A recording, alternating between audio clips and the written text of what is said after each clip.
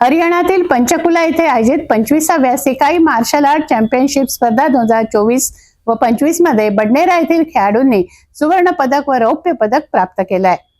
बडनेरा शहराचं नाव त्यांनी राष्ट्रीय स्तरावर गाजवलंय।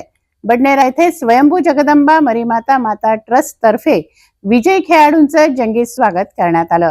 टीम मध्ये सहभागींचा हार घालून अभिनंदन करण्यात आलं। ओपन जीप मधून मिरवणूक काढण्यात आली। सिकाई मार्शल आर्ट चॅम्पियनशिप स्पर्धेत बडनेरा येथील 12 खेळाडूंनी सहभाग घेतला।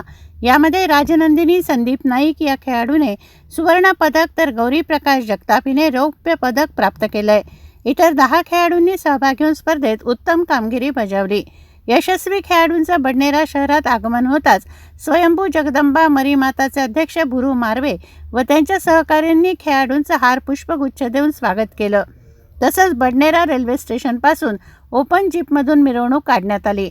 चांदणी चौक, जय हिंद चौक, छत्रपती शिवाजी महाराज चौक, डॉक्टर बाबासाहेब आंबेडकर चौकातून डीजेच्या निनादात खेळाडूंच्या स्वागत रॅलीनं भ्रमण केलं। या रॅलीमध्ये सिंहान 8 डान ब्लॅक बेल्ट कॉडमा गणेश नारनवरे, प्रशिक्षण प्रवीण अडकणे, प्रशिक्षक सुमित घरडे, इतर प्रशिक्षक तसंच संजय करिहार, खेळाडूंचे पालक व क्रीडा प्रेमी मोठ्या संख्येनं सहभागी झाले। खेळाडूंनी राष्ट्रीय स्तरावर बडनेरा शहराचं नाव लौकिक केल्याबद्दल आमचे प्रतिनिधी मच्छिंद्र भटकर यांनी त्यांचे प्रशिक्षक प्रवीण अडकणे व सुमित घरडे यांच्या प्रतिक्रिया जाणून घेतल्या। या संदर्भात माझ्यासोबत आहेत याच खेळाचे प्रशिक्षक प्रवीण अडकणे।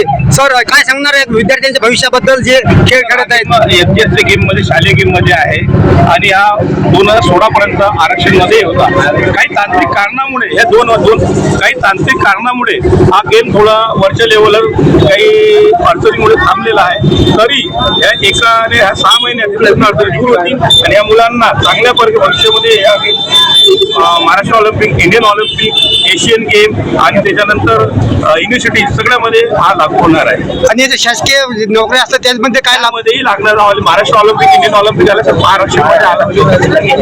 आणि काही याच्या 2016 पहिले आपले जे मुलं होते ते लागलेले आहे, पोलीस भविष्यामध्ये लागले, काही डॉक्टर नर्समध्ये लागलेले आहे।